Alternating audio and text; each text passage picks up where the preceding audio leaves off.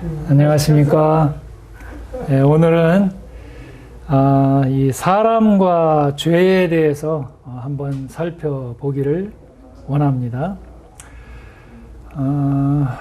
이 사람이 무엇인가를 사람이 또 어디서부터 기원했는가를 알지 못하면 저희가 헷갈릴 수가 있죠. 창세기 1장을 보게 되면 태초에 하나님이 천지를 창조하시니라 라고 해서 하나님께서 천지를 창조하시고 빛과 또 이 공중, 궁창과 또 모든 이 1월 성신을 창조하시고 또 그 바다와 땅을 지으신 후에 그 땅과 바다와 공중의 모든 새와 고기들을 지으신 다음에 짐승과 이 사람을 창조하셨습니다. 그 1장 26절을 보면 하나님이 가라사대 우리의 형상을 따라 우리의 모양대로 우리가 사람을 만들고 그로 바다의 고기와 공중의 새와 육축과 온 땅과 땅에 기는 모든 것을 다스리게 하자 하시고 하나님이 자기 형상 곧 하나님의 형상대로 사람을 창조하시되 남자와 여자를 창조하시고 라고 하나님께서 이 사람을 창조하시는 그러한 기록이 창세기 1장에 되어 있습니다. 또 이 창세기 2장에는 2장 7절부터 살펴보면 이렇게 기록이 되어 있는데요. 좀 오늘은 이 성경 말씀이 길게 그렇게 읽어야 될 그런 말씀입니다. 좀 지루하시더라도 이 사람의 기원과 하나님의 창조 목적을 알지 못하면 우리가 제대로 하나님의 그 목적과 뜻을 알 수가 없기 때문에 이것을 살펴볼 수밖에는 없습니다. 창세기 2장 7절부터 보면 여호와 하나님이 흙으로 사람을 지으시고 생기를 그 코에 불어넣으시니 사람이 생명이 된지라. 여호와 하나님이 동방의 에덴에 동산을 창설하시고 그 지으신 사람을 거기 두시고 여호와 하나님이 그 땅에서 보기에 아름답고 먹기에 좋은 나무가 나게 하시니 동산 가운데에는 생명나무와 선악을 알게 하는 나무도 있더라.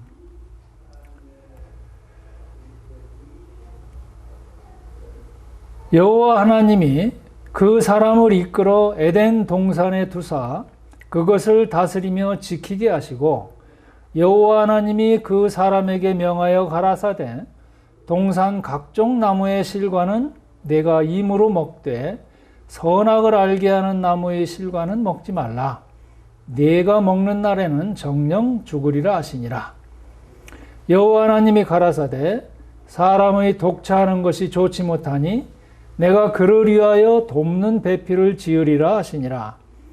여호와 하나님이 흙으로 각종 들짐승과 공중의 각종 새를 지으시고 아담이 어떻게 이름을 짓나 보시려고 그것들을 그에게로 이끌어 이르시니 아담이 각 생물을 일컫는 바가 곧 그 이름이라. 아담이 모든 육축과 공중의 새와 들의 모든 짐승에게 이름을 주니라.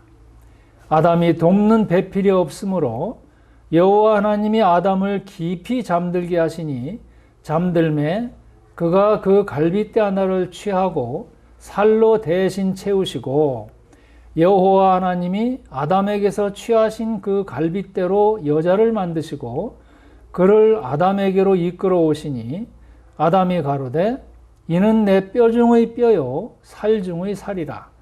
이것을 남자에게서 취하였은즉 여자라 칭하리라 아니라. 이러므로 남자가 부모를 떠나 그 아내와 연합하여 둘이 한 몸을 이룰지로다.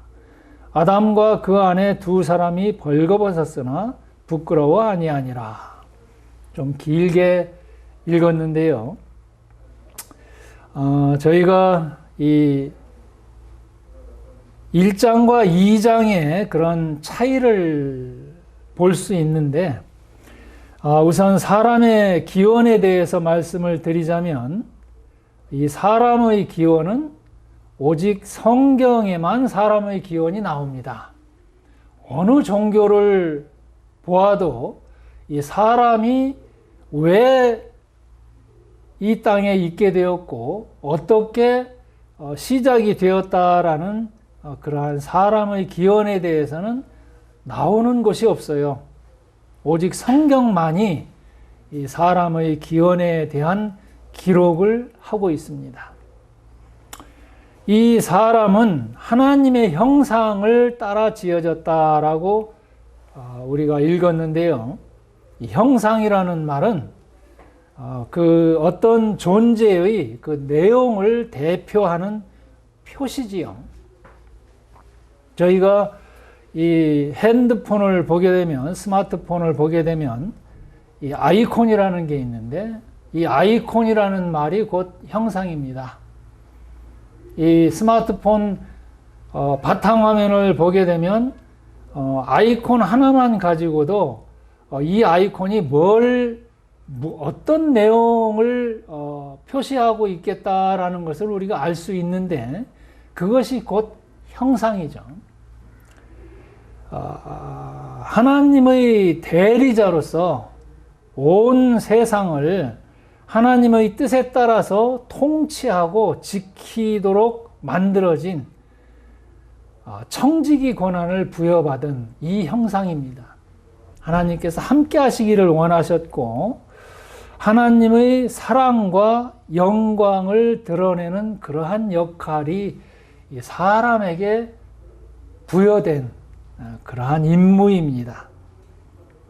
영원한 생명을 가지고 하나님과 함께 더불어서 사랑하며 영원한 생명을 살 수 있는 그러한 하나님의 목적에 따라서 우리 사람을 창조하셨습니다.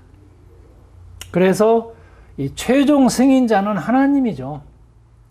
사람은 청지기 직분으로서 하나님의 결재를 받아야 하는 그런 위치에 있는 사람입니다.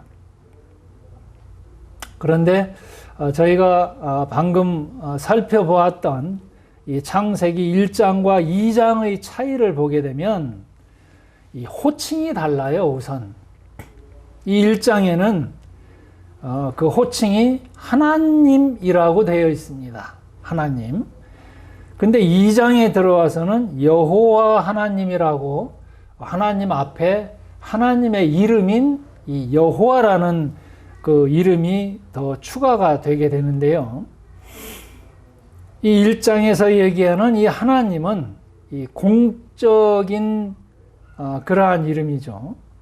또 2장의 여호와 하나님은 이 사적인 이름입니다. 하나님이라는 이름은 이 창조주, 이 직무적인 그러한 호칭이 되겠고요. 창조주로서, 또 심판주로서, 심판자로서.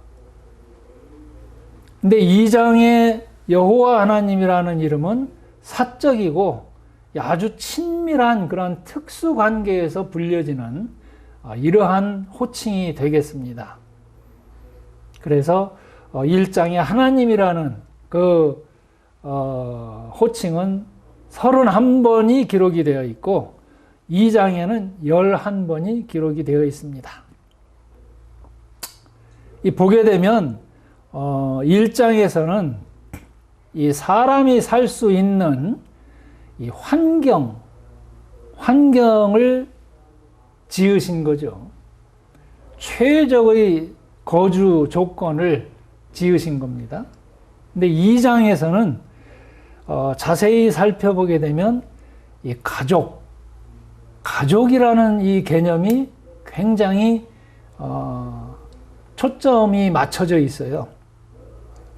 이 가족, 집만 있다고 해서 모든 것이 해결되는 건 아니지요. 그 집 안에 들어가서 살 수 있는 이 가정이 있지 않으면 사실 그 환경은 아무런 가치가 없는 게 되는 건데요. 그래서 2장에 와서 남자와 여자가 결혼을 하게 되고 그 결혼을 통해서 서로 간에 사랑을 배우면서 그 사랑을 또 베풀 줄을 알고 배려와 협동과 또 서로 간에 이 섬기는 관계, 아주 이 친밀한 관계로 그렇게 사람을 창조하셨어요. 하나님과 사람 사이도 아주 친밀한 그러한 관계 속에서 사랑과 또 협동과 섬김과 배려와 이러한 모든 것들을 하나님으로부터 배울 수 있는 그러한 장이 되겠고, 그러한 아주 친밀한 하나님과 사람 사이의 관계도 친밀한 관계로서 관계적인 그러한 이름으로 여호와 하나님이 불려진다는 거죠. 하나님의 이름이 여호와다. 또 여호와로 그렇게 불려진다. 이것은 참 특별한 그러한 관계인데요. 예를 들자면 태조 이성계다. 태조 이성계를 살펴볼 때 태조 상감마마죠. 왕으로서 이 상감마마라고 부를 때는 아무 이상이 없어요. 상감마마라고 부르면 부를수록 그 상감의, 그 왕의 영광은 더해지는 거죠. 그런데 이성계, 성계야라고 부를 때는 그거는 아무나 부를 수 있는 이름이 아닙니다. 아무나 그냥 신하 중에 어떤 아주 하인이 성계야라고 그 왕의 이름을 불렀다가는 그거는 불충하고 배역 무도죄로 참살당할 수 있는 그런 관계예요. 성계야라고 부를 수 있는 그런 사람은 아주 특별한 관계가 아니면 안 되는 거죠. 그래서 어떤 가족이나 잘 알고 있는 그런 친지나 또 이 상감이 특별하게 허용하지 않은 그런 사람들이 그 이성계라고 부른다든지 함부로 그 이름을 남용할 때는 그것은 이 왕을 무시하는 그러한 일이 되어버리는 거죠. 이 장에서 여호와 하나님께서 그 하나님의 이름을 기록하게 했다는 것은 그 정도로 사람과 하나님 사이에 아주 친밀한 관계였다는 것을 그렇게 암시하고 있는 겁니다. 그리고 이 이름을 지어줬다. 아담이 모든 짐승의 이름을 지어주고 그 짐승으로 돕는 배필을 삼도록 했지만 그 짐승들은 어느 짐승도 돕는 배필은 될 수가 없습니다. 요즘 반려견에 대해서 그렇게 말들이 많지만 아무리 해도 그 짐승은 사람과 함께 협동하고 서로 섬겨갈 수 있는 돕는 그런 위치는 아닙니다.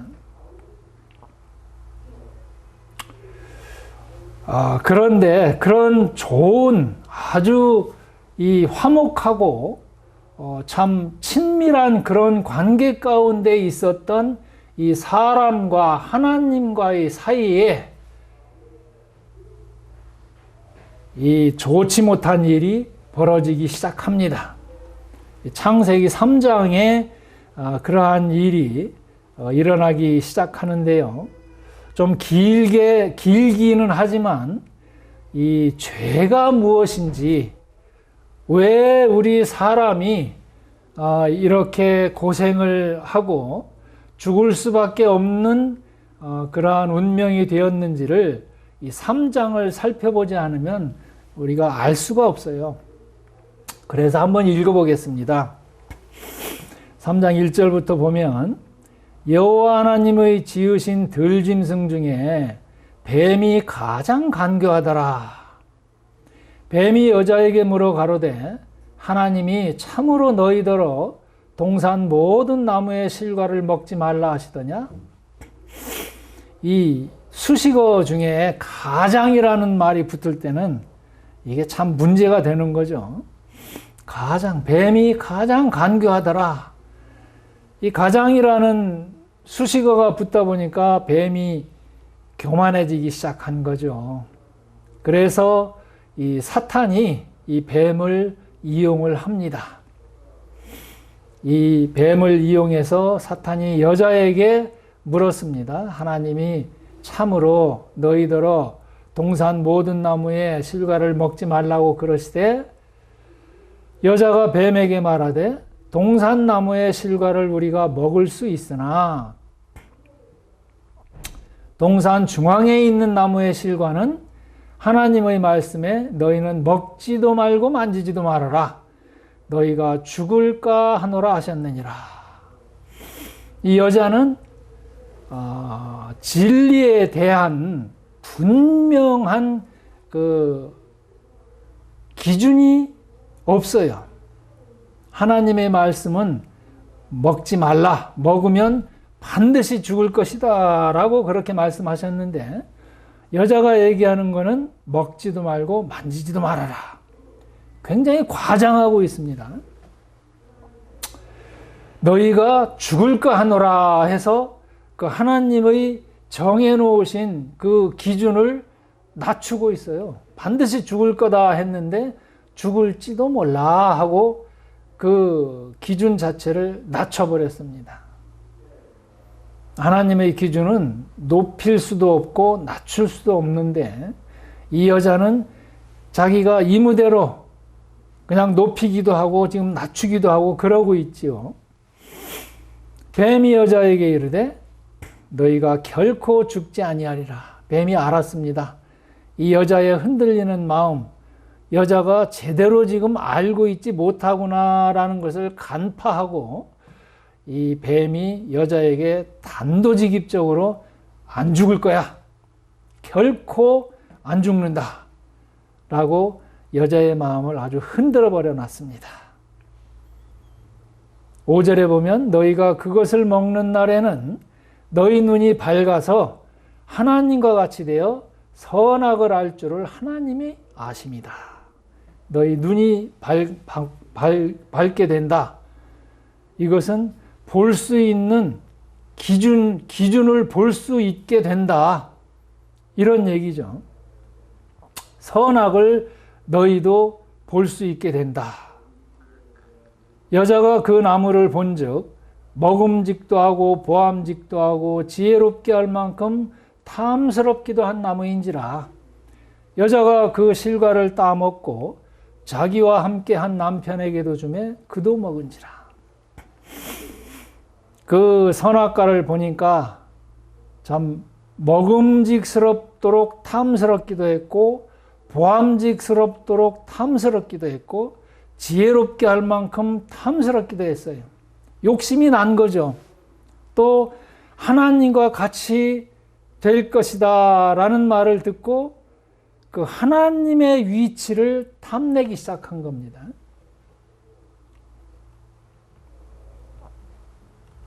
그래서 이 여자가 결국은 그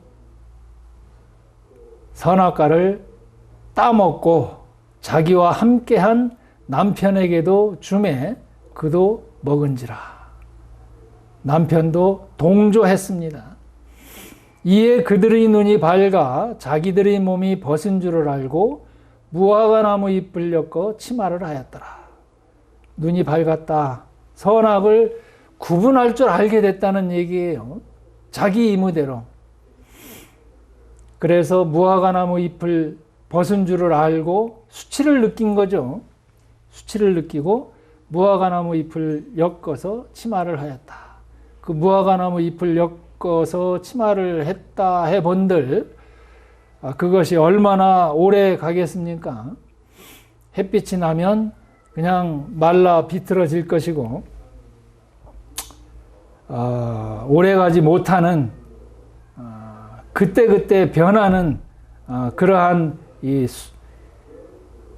옷으로 그렇게 만들 수밖에 없었던 거죠. 그런데 그들이 날이 서늘할 때에 동산에 거니시는 여호와 하나님의 음성을 듣고 아담과 그 아내가 여호와 하나님의 낯을 피하여 동산 나무 사이에 숨었다. 하나님의 낯을, 하나님을 두려워하기 시작한 겁니다.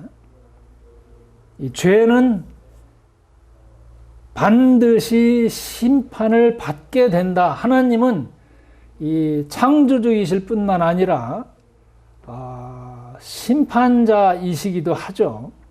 그래서 이 선악과를 따먹은 데에 대한 그 심판을 반드시 하시지 않으면 안 되는 거죠. 그래서 그 하나님을 두려워하게 된 것입니다. 이 심판이 두려워진 것이지요. 그래서 숨었습니다. 숨는다고 뭐 어디 하나님 앞에 도망갈 수가 있겠습니까? 여호와 하나님이 아담을 부르시며 그에게 이르시되 네가 어디 있느냐? 가로되 내가 동산에서 하나님의 소리를 듣고 내가 벗었으므로 두려워하여 숨었나이다. 이 벗은 게 두려운 게 아닌데요. 사실은 하나님으로부터 받을 그 심판이 죽음이 두려운 건데 이 아담은 또 딴소리 하고 있는 거죠. 내가 벗었기 때문에 두려웠다. 가라사대 누가 너희 벗었음을 너에게 고하였느냐? 내가 너더러 먹지 말라 명한 그 나무 실과를 내가 먹었느냐? 아담이 가로되 하나님이 주셔서 나와 함께하게 하신 여자 그가 그 나무 실과를 내게 주므로 내가 먹었나이다. 아담이요.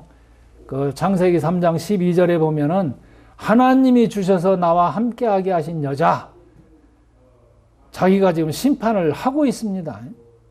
하나님을 심판하고 있어요. 아담이 가만 보면 하나님이 주셨다. 잘못 주신 거 아닙니까? 지금 이렇게 변명하고 있는 거죠. 하나님이 나에게 주셔서 나와 함께하게 하신 여자 그가 그 나무 실과를 내게 주므로 내가 먹었다. 그 원인 제공이 하나님 아니십니까? 지금 이렇게 아주 간사해진 거죠. 심판하고 있어요.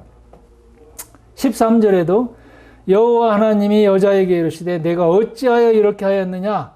여자가 가로되 뱀이 나를 깨므로 내가 먹었나이다. 가장 짐승 중에 간교한 요 뱀, 그거 왜 만들어 놓으셔가지고 나로 하여금 이 유혹에 빠지게 했느냐? 여자가 그 참 이 상황윤리에 대한 그 변명을 하고 있는 거죠. 어떻게 보면 하나님을 원망하는 것이고 하나님을 심판하고 있는 거예요. 그래서 하나님께서 이제 그 심판을 하시기 시작합니다. 여호와 하나님이 뱀에게 이르시되 내가 이렇게 하였으니 내가 모든 육축과 들의 모든 짐승보다 더욱 저주를 받아 배로 다니고 종신토록 흙을 먹을지니라.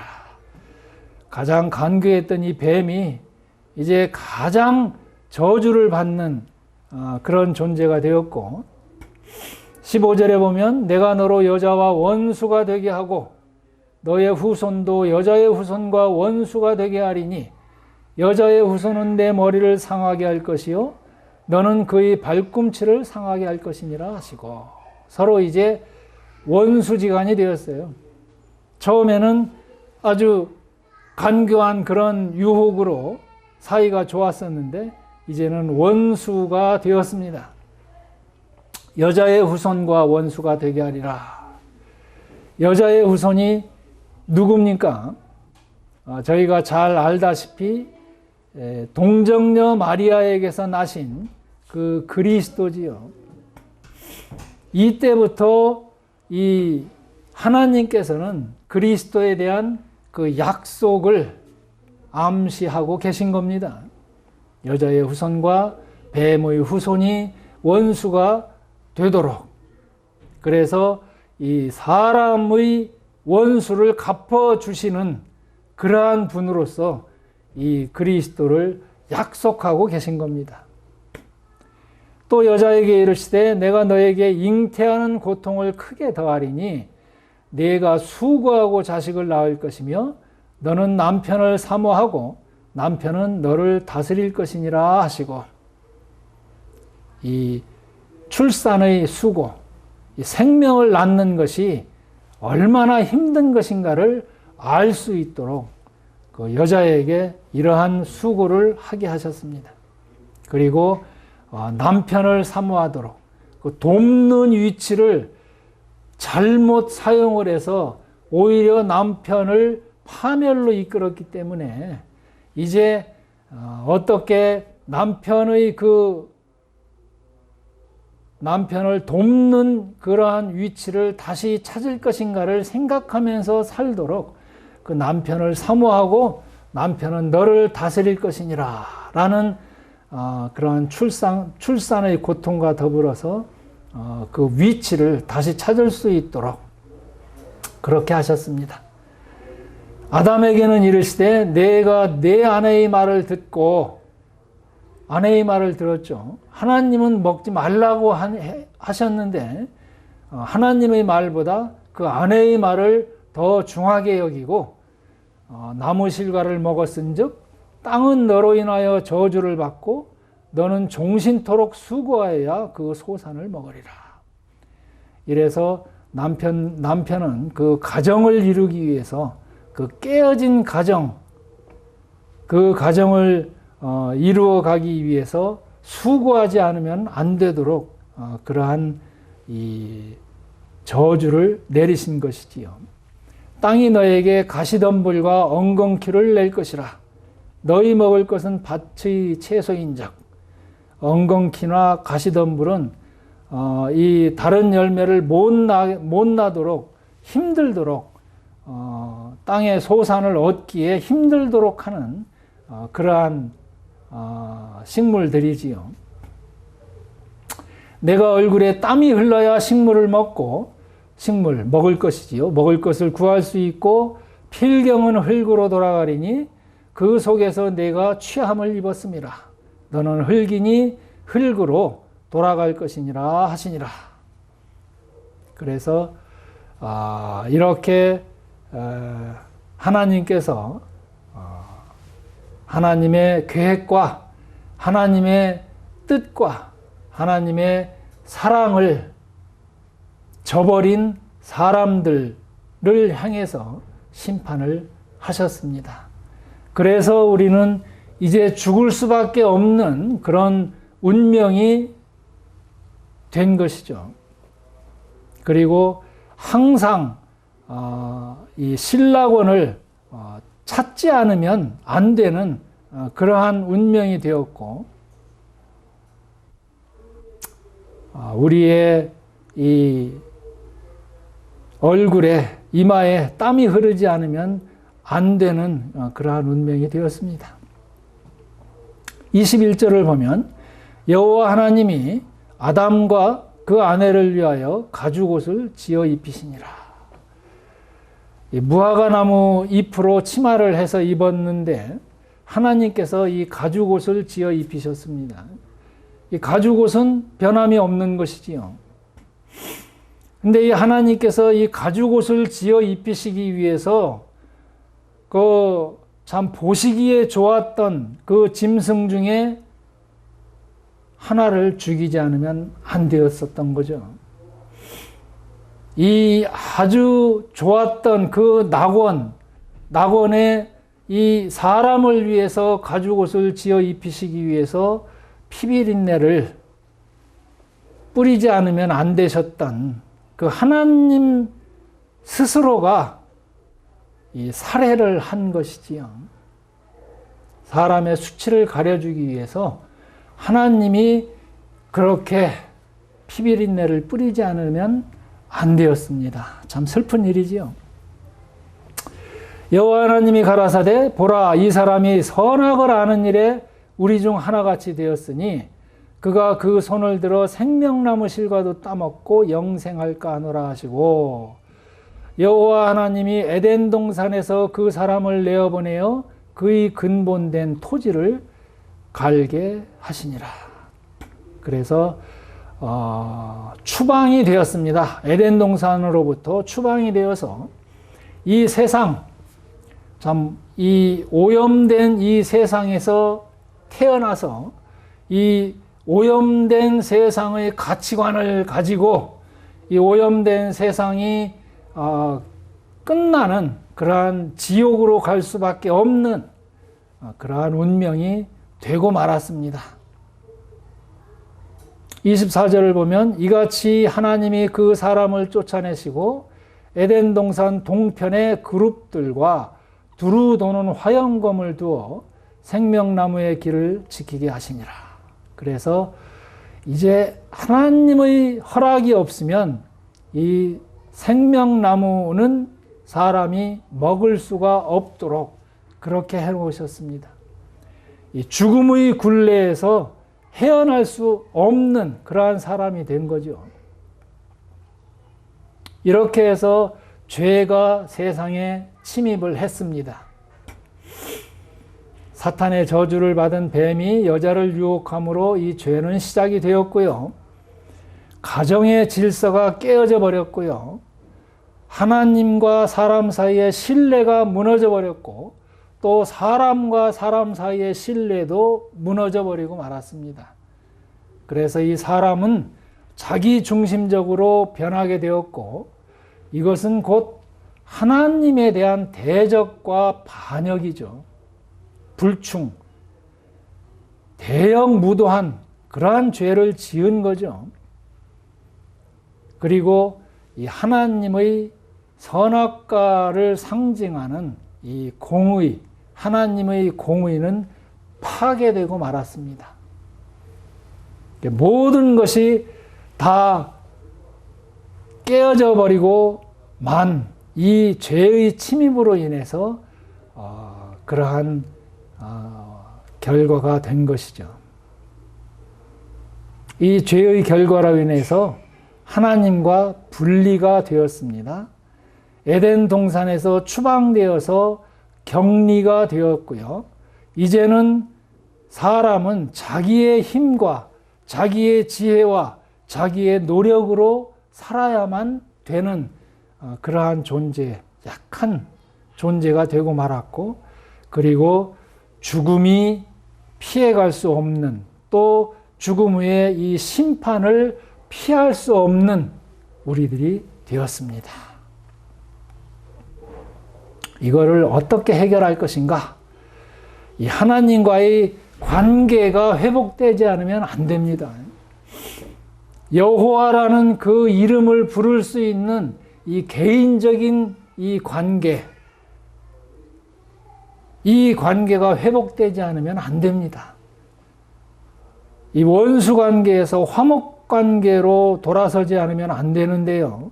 그것은 우리 힘으로는 불가한 것이고 하나님께서 용서하시는 것만이 이 관계가 회복이 되는 겁니다.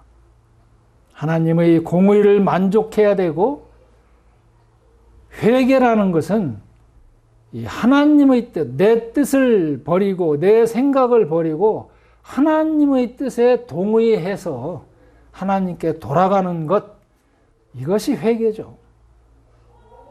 그래서 우리는 이 회개하고 하나님의 뜻인 그 하나님의 사랑과 하나님의 공의가 만나는 그곳, 십자가를 바라보지 않는 한 하나님의 용서는 없습니다. 요한복음 3장 16절 잘 아시죠? 하나님이 세상을 이처럼 사랑하사 독생자를 주셨으니 이는 저를 믿는 자마다 멸망치 않고 영생에 이르게 하려 하심이니라. 아들을 믿는 자는 영생이 있고 아들을 순종치 아니하는 자는 영생을 보지 못하고 도리어 하나님의 진노가 그 위에 머물러 있다라고 그렇게 말씀하십니다. 십자가를 바라보시고 회개하고 하나님과의 개인적인 관계가 회복되시기를 기도드립니다. 감사합니다.